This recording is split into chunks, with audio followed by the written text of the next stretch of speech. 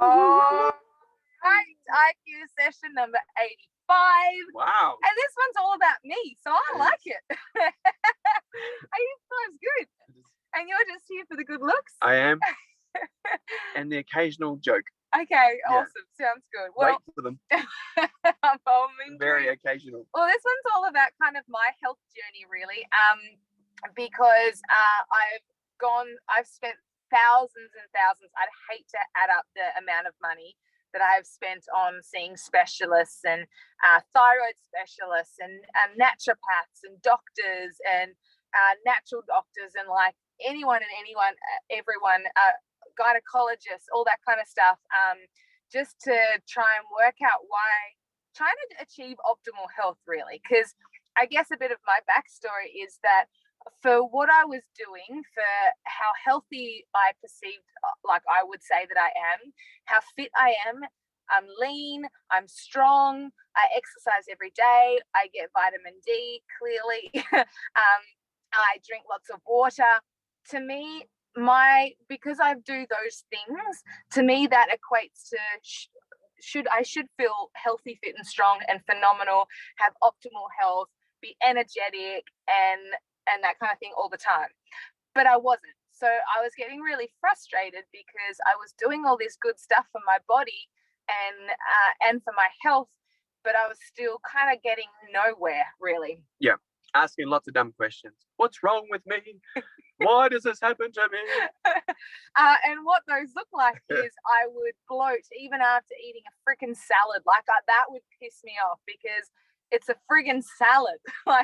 Healthier than health. I get it if I bloated after a cheeseburger, but it's a friggin' salad. Come on.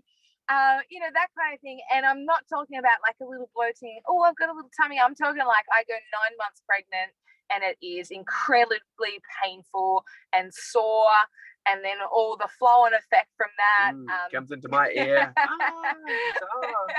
And then of course, bloating generally leads to like gas and stuff like that. And then toilet challenges and just all that kind of nightmare stuff that especially no lady wants to experience. And then incredibly irregular periods. I'd go from having a 2-week cycle to a 3-week cycle to spotting for 14 weeks straight. That kind of thing, and just not being able to explain why my period is like it is, or what it's doing, or when it will come and when it won't come. I've always been lucky that I haven't had too bad symptoms when it comes to my cycle and stuff like that, but still the irregularness, like when people talk about a 28-day cycle, I'm like, I don't even know what that is. I'd go anywhere from seriously 14 days to 21 days max. So it just felt like you were constantly having your period. And sorry to blokes that are watching this back, but you probably should have realized that this is going to speak a lot about girly things. And then also, but still like bleeding for 7 days. So I literally would spend most of my time on my period, which is not ideal. And periods suck.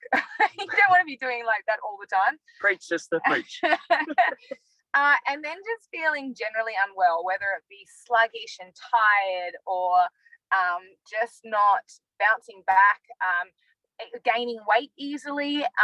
Yes, I'm small framed and I'm lean and I'm fit and stuff, but for what I was eating if I was tracking my calories and things like that, I would still balloon out. And I'm not talking like... No, I was going to say that typically if she went on an extreme calorie deficit, which in the early days she did because she was getting so frustrated, she wouldn't have any faster results than if she was on like a tapered calorie deficit. So she was just frustrated because she was either starving herself, and then of course with the starving you become grumpy, there's not enough energy to do the things you want to do. Yeah, she was putting out so much work and so much energy, it needed food to help, but because she kept bloating and she kept in theory putting weight on, felt she like was I frustrated. Couldn't win. Felt like I couldn't win. And it didn't make any sense. No sense at all. So I saw naturopath after naturopath after naturopath. And on that, this was my favorite thing. She goes, I'm going to see a naturopath. I'm going to see someone. And I'm always like, this is going to be heavy on the pocket. And every time you're looking at $1,500 to $2,000 visits, and that was just common. Yeah. So when she goes, I'm going to go see this person told me this person's amazing, I'm going to go see this person. and you'd come back and they'd give you all the pills, potions, lotions, and everything else that comes with it. And so very, very pricey experiment trying to figure things out. Yeah. And then obviously, you know, I even had things like my hands would crack, just like I'd wake up through the night and my hands would just be completely split and I couldn't use them and things like that, and cold feet and just all these like really weird things. And so Mum would constantly be researching stuff for me because she's quite into that side of things too. And she kind of came up with, well, maybe it's actually a thyroid, because a lot of the symptoms are thyroid. They point to thyroid issues. So then I went and saw a thyroid specialist, the Lucy Rose Clinic, which are quite notably, you know, the specialist when it comes to thyroid. And the woman I saw was a naturopath and a thyroid specialist and a nutritionist. So she had all these extra qualifications, which is amazing. But there, you know, first up, it's $2,000 worth of testing just to get you started, and then we look at, you know, maybe giving you some supplements, and by maybe I mean definitely giving you at least $300 worth of supplements every month, and that becomes very pricey very quick. And my favorite line is, "You just got to give it time." And I think the biggest frustration with seeing all the experts and all the specialists was that we would do these tests at the start, but they never wanted to do tests to track or to find the results. It was, no, take this and see how you feel. It's like, well, you know, every month is different for me. So I'm not like this all the time. So you know, it might be good for the next, you know, 3 weeks, but then bad again. So I got really frustrated with the system and with all, and then like Matt, you made a good point for me to make, was that you get sucked into the labeling of things. Like, you know, this is not normal. Oh, it's because of my thyroid. And yes, I got diagnosed with an underactive thyroid, which typically means that you put on weight or gain weight and find it harder to lose it. And then they diagnosed it as a sluggish one because they didn't want to put me on medication, which is great because I wouldn't take it anyway. And then it's like, oh, is it polycystic ovaries, or is it endometriosis? Is it this? Is it that? Is it IBS? Is it, you know, all these other things? And I ended up getting a little bit addicted to chasing what the label of my symptoms were, and having an out of going, oh, it's okay, it's just because I've got an underactive thyroid, that's why I'm like this. But after pushing forward, I think, well, the last specialist I saw was the thyroid specialist, and because she was a nutritionist as well, we really looked at my diet, and we treated me like an athlete because I'm so active, and I do. You do more than most. Yeah, that's the easy way to put it. And I wanted to be in peak performance, not just, you know, an average person either. And so she kind of started me off on the journey of really looking into my food as well, because, you know, I've done all the diets. I've done vegetarian, vegan, pescatarian. I've done juice diets. I've done, you know, I've pretty much done a lot of it. I've done high fat. I've done low fat cleanses, all that kind of stuff, and still I didn't get long-term results like I'm feeling now. No. Because the end of the story, or the light at the end of the tunnel, is I've never felt as good as I feel now, and I don't get symptoms anymore. I'm pretty much healed. Woo! Going back to all those diets and stuff that they were trying, she was always chasing more energy, a better feeling, to have that ability to go and do more than most with her body. And so she was always never feeling like she could do those things. So she'd try these diets, because that's what all those different things were. But they're extreme. Diets are extreme versions of something. So like being a vegan is an extreme end of the spectrum. It's not an everyday thing that's maintainable forever for a lot of people, because it's so extreme. It cuts out so many things. And when you do go extreme in something, which means you're lacking in other areas, and a vegan, I only use that example because it's very easy. It's very hard for them to find high sources of protein just from foods from the ground. It's really quite tricky. So that means they deprive their body of protein, which is a repair mechanism which helps our body to recover after doing strenuous exercises. So while Sheridan was a vegan, I think your body didn't look, I think it looked probably the least fit that it looked in that state. I've always been slim, but I would almost associate my body then to like a skinny fat. Yeah, whereas, unconditioned. Yeah, unconditioned. Whereas now I'm the strongest I've ever been. I'm the leanest I've ever been. I'm the fittest, and I feel the best. I've got the most energy. I'm performing the best I've ever performed from an athletic point of view too. And yeah, so I feel great. Yeah. Happy she's the oldest she's ever been. And I'm the oldest. There you go. 31. But all of this kind of led to really understanding, and I think this is what we try and promote as much as possible at FBFM, is a healthy, balanced diet. I think that first and foremost is the thing that really cemented in for me. So I actually went back to eating a little bit of red meat in my diet, and I think that was the single biggest thing that I did. Not the single, but one of the most important changes I made to my lifestyle was incorporating a little bit of meat, because I'm guessing my protein being so low, I wasn't able to replenish what I was, using up, and therefore wasn't being able to perform at peak performance. So my body was definitely low in protein. Since eating meat, I haven't had cracked hands. I haven't had any of those challenges and things like that. And of course, everybody's different. But what I wanted to share with you guys is just my journey, so that maybe you guys could cut some corners and not have to spend the thousands of dollars that I've spent, or maybe understand that how you're feeling, you can actually feel better. There's other ways. So I'm not saying that you have to eat meat. I'm just saying, for me personally, I definitely believe that since adding in a little bit of red meat every week, I've completely shifted, which has been amazing. Oh, sorry, my camera just went in. Then I got introduced to FODMAP and understanding.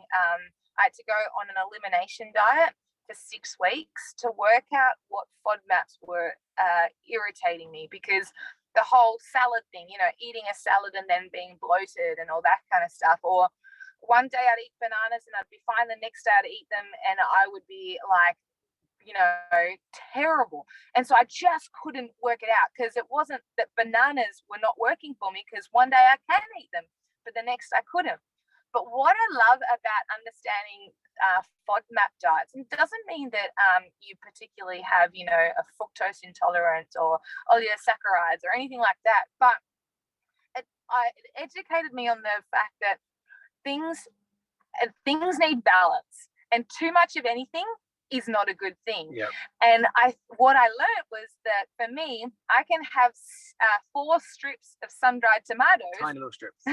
Not the 15 that I was having, and that's why I was freaking bloating after salad. Or, for example, zucchini, I can have 65 grams of zucchini, but anything more than that, it's just too much for my system. Bananas, I can have 1 a day. If I do more than that in a 24-hour period, then I'm no good. So it's understanding that things have a limit. Although like something like broccoli might be considered a superfood, if you go and eat 3 kilos of broccoli, you're probably going to experience some challenges, whether you're intolerant or you're FODMAP sensitive or anything like that. It doesn't matter. 3 kilos of broccoli is probably not going to be great for your system. Anything. Just like 3 kilos of chocolate, you'll probably have some adverse reactions, or 3 kilos of chips or pasta, whatever it might be. Too much of anything is not a great thing. So understanding the low FODMAP diet, for me was a real eye-opener to understand what a true balanced, healthy diet is. For you. For me. Yep. But for people to understand that, broccoli is great for most people, but some people it's not. Or maybe you just need a little bit less of it. Like, you love chicken, I don't eat chicken, even on that Crazy. side of things. Doesn't make any sense. So balance is what I really took from everything that I learned. I'm now no longer on any supplements or anything like that. I don't see a naturopath unless I have something like go wrong, but I haven't had to see a naturopath since I was last at seeing the thyroid specialist.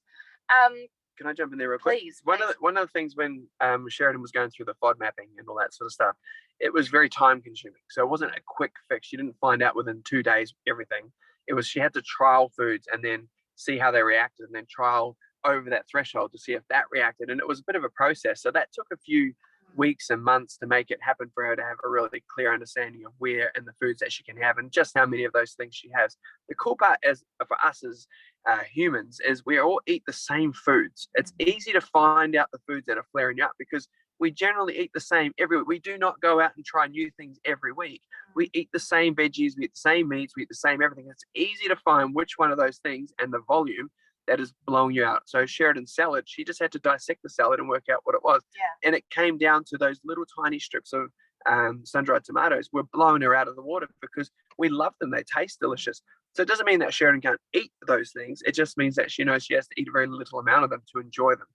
Or if I do eat them, understand why I'm bloating. Yeah. And, you know, sometimes I'm like, stuff it, let's live a little. But I would only do that if I'm in the comfort of my own home. Garlic. I'm totally off garlic. I don't even miss that. But those kind of things. So just, I guess, paying attention to the foods that you eat might not be good for you. And it's not necessarily that they're not good foods, but maybe you're just having too much. So the way that I did the FOD mapping is that I downloaded the Monash app, the Monash Low FODMAP app. It does cost like $15 or something like that, but it's the best investment I've made. Trust me, I'd much prefer a $15 app compared to like $5,000 in specialists over a very short. I reckon I spent 20. more. Easy 20. Do you reckon 20? 20, easy. Easy. Every time you come back, go, I'm seeing someone. Mum found someone. I was like, Annie, get off the computer. Honestly, she would just keep finding new people for Sharon. And Sharon was like, that's the answer. I need to go find it. And it would be like 2,000, 3,000. It just adds up. But anyway, irrelevant to that, the $15 app would save you so much money, but you just have to be willing to put a bit of time into it. That's probably the thing that is probably most scary about the whole thing. Yeah. So I think definitely the message that we wanted to get through today is that you can feel better and it's totally out there. And maybe you need to look into the foods that you're eating first. Making sure that you move every day, drink plenty of water, get sunshine, and all those kind of really basic fundamentals. But also looking into the foods that you eat, that maybe it's actually that you're not eating the wrong foods. Maybe you're just eating too much of something. Hence, like my 4 strips of sun-dried tomatoes compared to, let's be honest, I was probably having 30. There was a lot of sun-dried tomatoes. But you can have normal tomatoes, can't you? I can have normal tomatoes. So this is where it is so weird. So there's variations of everything. So she can find out what she can and can't have. But once you get your head around it, then you can literally sit there in peace and go, okay, cool. If someone makes you dinner and you know that thing's in there, you're like, there's gonna be some repercussions if I have this. Yeah. Oh well, and deal with that tomorrow. But knowledge is power when it comes to this stuff, because you can actually understand the way you're feeling. And by getting all my food and stuff in order has actually therefore affected my cycle. So my cycle is a lot more regular now. But I also want to point on that just because a lot of people have 28-day cycles doesn't mean that 28-day cycles is 100% normal. And our bodies are we are human, and we're not robots. So there's fluctuations and things that are always going to happen, and expecting those rather than expecting perfection, I think, was another thing that I had to get through as well. And some people have shorter cycles, some people have longer cycles, and it's just the way it is. But for me, my cycles have been more regular. My toilet stops have been more regular. My everything has kind of sorted itself out. Yeah. Now when I eat less, I lose weight. If I eat more, I put on weight. So my body's reaction to how I'm moving and eating is a lot more responsive than it used to be, and relevant. Yeah. Whereas that's what would annoy me so much in the past, is that I would eat less and not lose weight. I'd almost go the other way. Whereas now whatever I do is rewarded, whether it's too much or too little and things like that.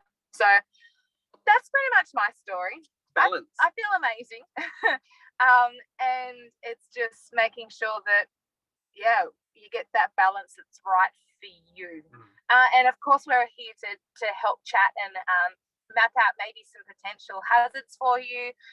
But definitely, I really love the Monash FODMAP app. Not saying that everyone needs to be on a FODMAP type diet, but it's just understanding what works for you and what doesn't, because knowledge is actually power when you implement it. but just understanding. But balance is the key. That's it. Would you look at that? Well done, legend. Thank you. Call me legend. Call everyone legend. Thanks, mate. Thanks, chat. Cheerio, chat.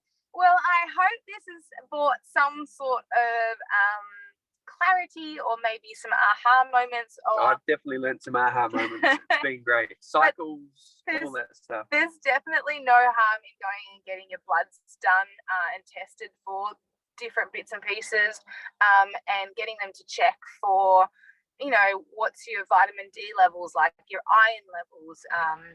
I think one of the good ones is the testing against the foods. So you can actually have your blood tested against all the food groups that you eat, typically all the foods that you do eat, and they give you a reaction because the blood tells the story, right? That's the transport system of the body. And when that food is met in there, it will react. And they can actually tell you the foods that you can and can't have and the amounts that you can have. So it's a lot quicker, but a lot more expensive. And if we had known that, we would have done that instead of the lots of investments. Yeah, probably. Yeah. Well, I was too busy chasing a label of having like an underactive thyroid rather than, it's actually just the foods I'm eating. Because when you are eating foods that don't agree with you, that's actually inflammation in the body. And that's actually your body fighting, trying to get rid of toxins because it's created inflammation. So therefore it's toxic to your body in that amount. So food is probably the best place to start. Easy. Well, thank you guys so much for listening. Please reach out if at all we can help guide you in the right direction. Definitely encourage getting your blood work done and just making sure that you're healthy, fit and strong and you're not lacking anything. You might need to add a bit more variety. You might need to add some meat back in. And I tell you what, I'm a big fan of a steak now. Can't believe I ever went without that.